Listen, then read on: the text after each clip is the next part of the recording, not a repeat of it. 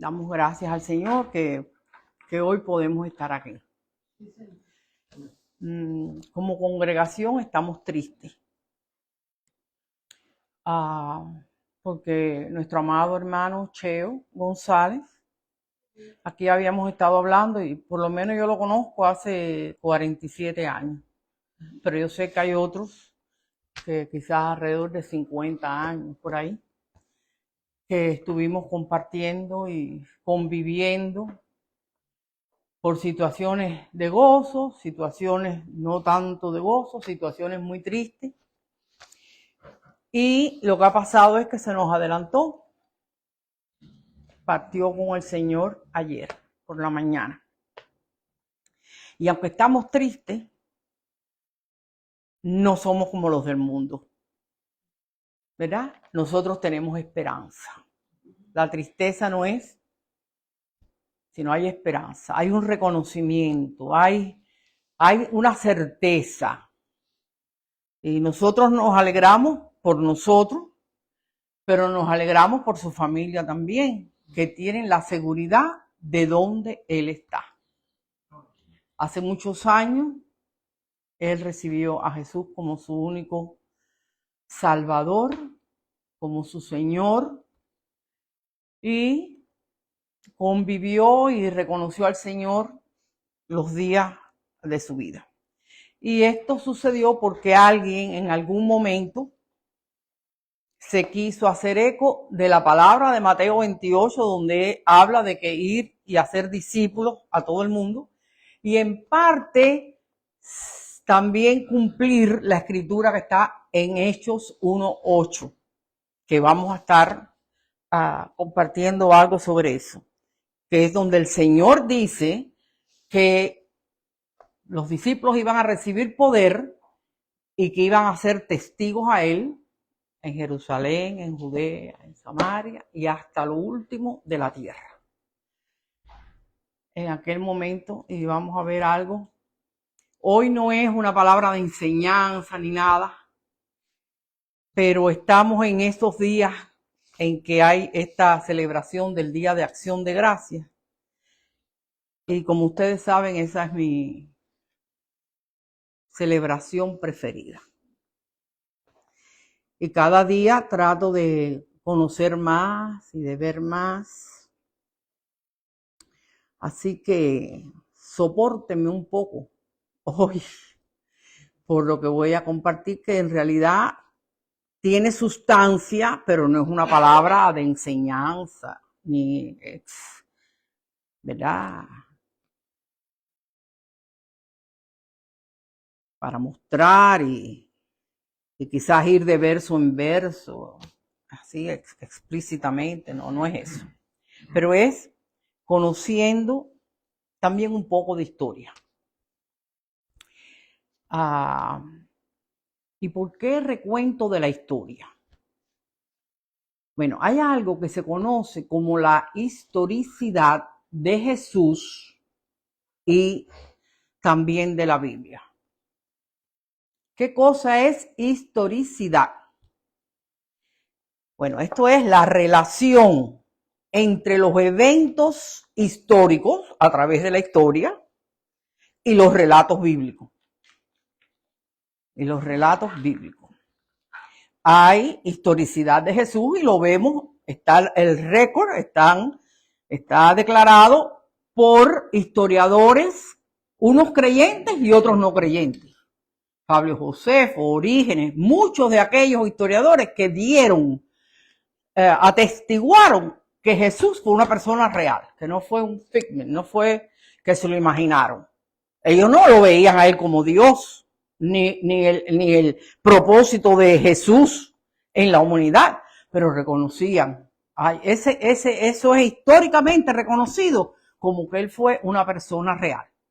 Y tenemos también historia, la historicidad de la Biblia, donde cosas que han pasado nosotros lo vemos relatado en la Biblia también. Y yo tengo un ejemplo que para mí fue muy precioso. Fue mi viaje a Grecia en el año 2010, creo que fue. A veces se me... hicimos un tour, ahí estábamos Matilde, Carlos, estaba Carlos Alejandro también. Un tour que nos llevaron toda la Peloponesa, ¿no? Que es esa que parece una manito así con unos dedos, ¿no? Y entonces se habló allí, fíjense, Carlos Alejandro era un buff de historia, el historiador. Se puso a conversar con el guía turístico. Y entonces se estaba hablando, él le empezó a hablar al hombre acerca de la batalla de Termópilas. Y entonces le pregunta al guía turístico, y nosotros estamos cerca de ese lugar. Y el hombre, habiendo conversado con Carlos Alejandro, dijo, no estamos muy cerca, pero vamos a hacer. Habló con el chofer, cambiaron la ruta y nos llevaron al lugar donde estaba el memorial, el monumento a Leonidas, que fue el rey de Esparta. Esto a lo mejor muchos no lo conocen, pero se conoce en la película Los 300, que fue esa batalla donde 300 hombres vencieron al reino de Persia. ¿Qué pasa? Que ahí está escrito acerca de Jerjes el primero. O sea, ¿cómo lo conocemos nosotros? Bueno, como Asuero, el que fue el esposo de Esther.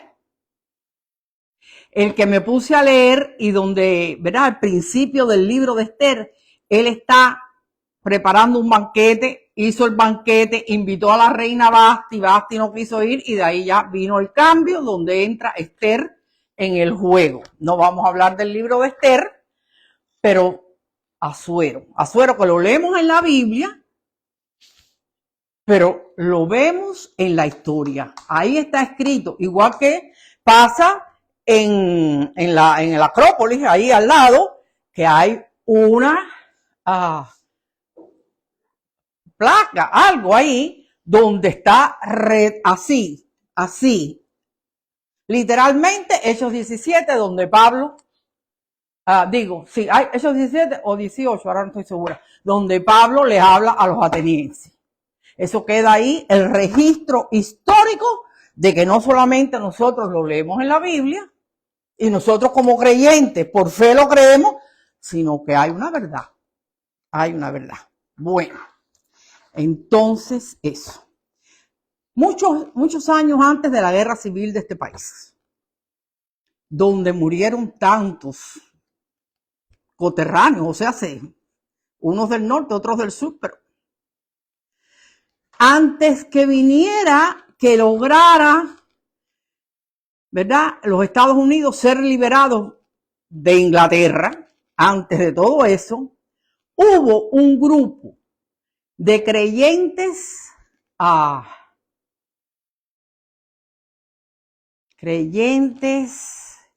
que estaban listos a perder todo, hasta sus vidas, por tal de llevar a fulfillment, a cumplimiento, la palabra que está en Hechos 1, versículo 8.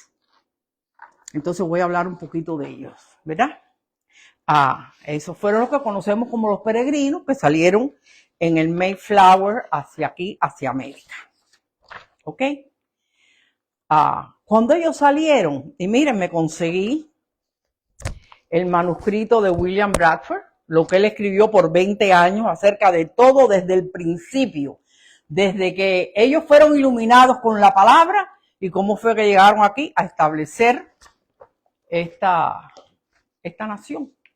Ellos no se imaginaban que era una nación, pero ok.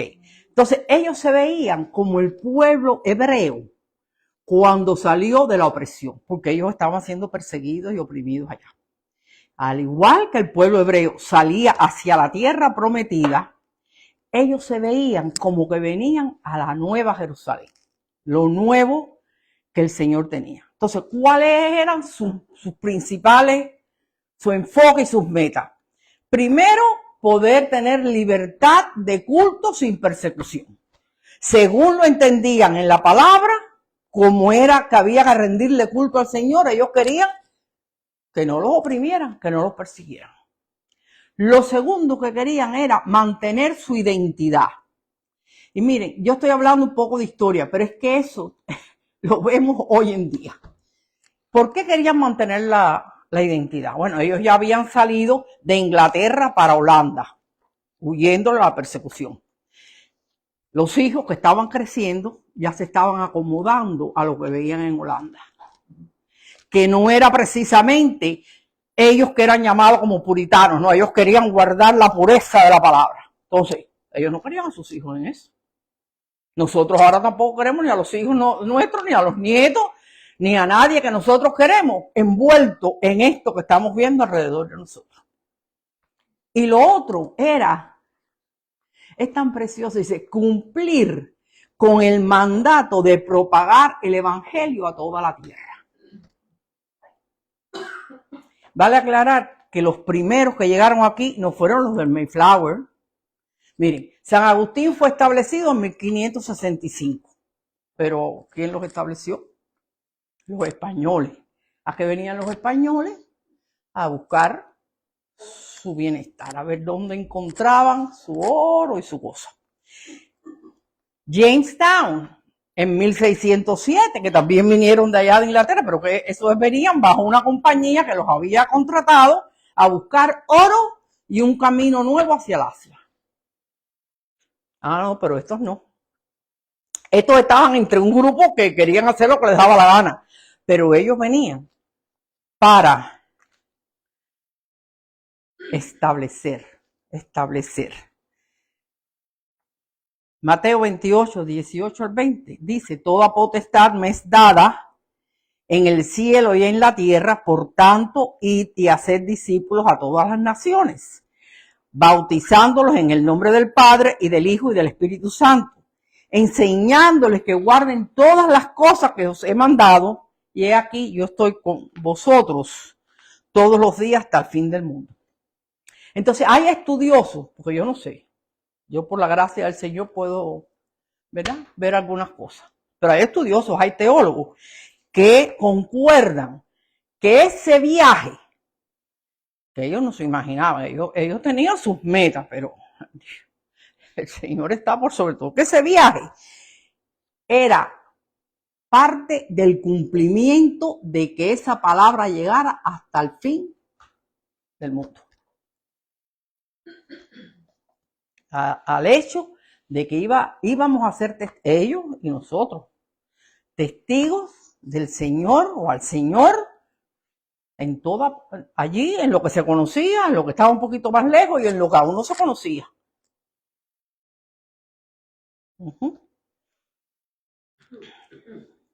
Es precioso cuando vemos la palabra esta hablada a aquellos discípulos que estaban allí y que el Señor, ellos querían que el reino fuera establecido, ¿no? Que ya, Señor, ya es la hora que tú vas a establecer el reino a nosotros. No. Esperen y ustedes van a ser testigos a mí. Ahora, aquellos discípulos, ¿ustedes creen que se imaginaron? No se podían imaginar qué es lo que conllevaba esa palabra. No se podían imaginar. No sabían que había un mundo por allá, lejos. Ahora, Dios mismo tejiendo su voluntad en la historia de la humanidad, sí lo sabía. Y que ellos fueran movidos a querer ir a establecer, por causa de la palabra, un asentamiento, un lugar, eso es decir, el Señor sí lo sabía. Ellos venían con su Biblia de Ginebra. Yo quisiera a lo mejor algún día comprarme una, porque esa es la que más se parece la más cerca del idioma, en el idioma inglés de la verdad. ¿Ok? Entonces es la Biblia de Ginebra, que fue 51 años antes que la de King James, que en español dicen que es el rey Jacobo. No lo había sabido así, pero bueno, porque claro, James le dicen Jacobo. Entonces, ellos venían con esa Biblia y es tremendo cuando se dice que ahí hubo cumplimiento, porque hermanos, no hay otro país como los Estados Unidos que haya enviado tantos misioneros a todas partes del mundo. llegó la palabra y el Señor causó, hermanos, los colegios, las congregaciones, la palabra, a la India, a la China.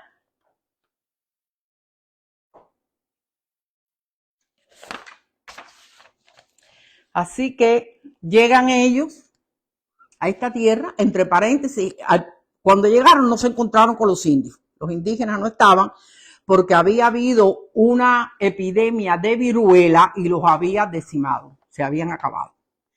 Poco a poco, después se fueron encontrando con los indígenas, los Wampanoag, y la primera intención de aquellos que llegaron fue de hacer tratados con ellos, de que hubiera paz. Y así fue. A ellos los indios los enseñaron a sembrar, entre ellos el maíz, a pescar. Y después llegó el momento que en la gran cosecha que tuvieron, celebraron una comida junta, una fiesta que duró 3 días. De comida, de compartir y todo eso. Bueno, el principal líder fue William Bradford. Y este líder fue gobernador 33 años. Este tenía como meta establecer un asentamiento, una colonia aquí, en este país, en este lugar que encontraron. Y él tiene varias citas notables. Y estoy compartiendo esto porque yo veo la pureza, el corazón. Nadie es perfecto, pero el deseo de que el Señor sea conocido. Miren la cita de él. Una gran esperanza y un celo intenso para poner el fundamento. O por lo menos de alguna manera abrir paso para la propagación y avance del evangelio del reino de Cristo a aquellas partes remotas del mundo. Entonces no vemos aquí la obra del Señor a través de la historia de la humanidad. Él no se cansa, Él no duerme.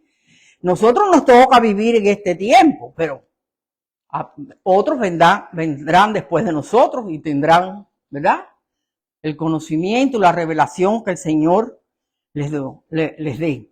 Es importante que veamos por qué los escritos, por qué es bueno saber. Desde antes, cuando no existía el papel y el lápiz, ¿verdad? Cuando nada de eso, Dios encargó a su pueblo a que hablara, a que oralmente traspasaran toda su voluntad. Por eso en Deuteronomio 6 les dice, guardarás estas palabras en tu corazón y las repetirás a tus hijos. Y hablarás de ellas estando en tu casa y andando por el camino, y al acostarte y al levantarte. Había un orden, un llamado, ¿verdad?, del Señor a que la palabra corriera, Bueno, volviendo al caso de estos peregrinos.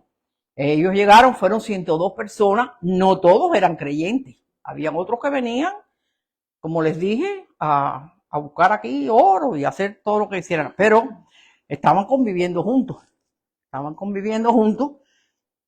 y nosotros sabemos y nos imaginamos unos con unas ideas y otras con otros cómo podían convivir. Entonces, ahí fue donde se escribió el famoso Pacto del Mayflower. ¿Qué escribió ahí Bradford? Y todos firmaron, ¿verdad?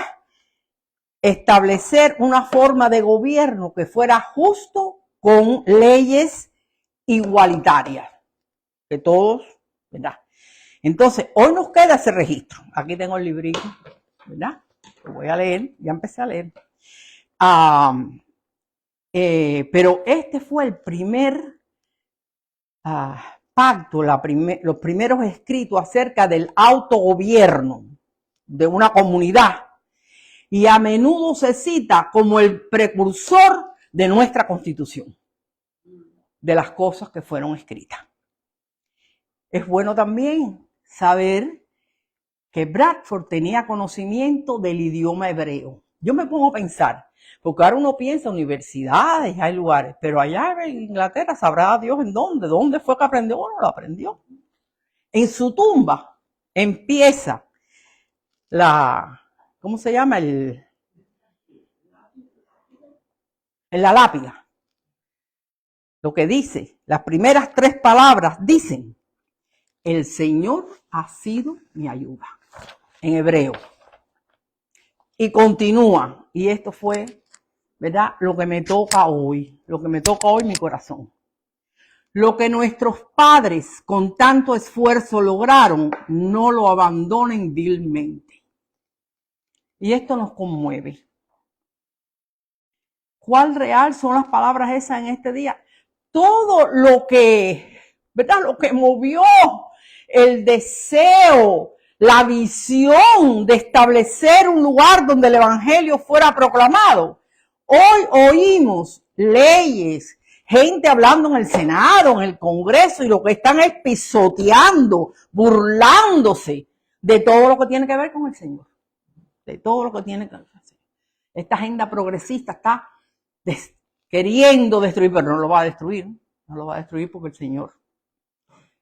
Entonces, que el Señor nos ayude a no abandonar, nosotros, cada uno de nosotros, porque nosotros no podemos hablar por otro, a no abandonar vilmente lo que hemos recibido.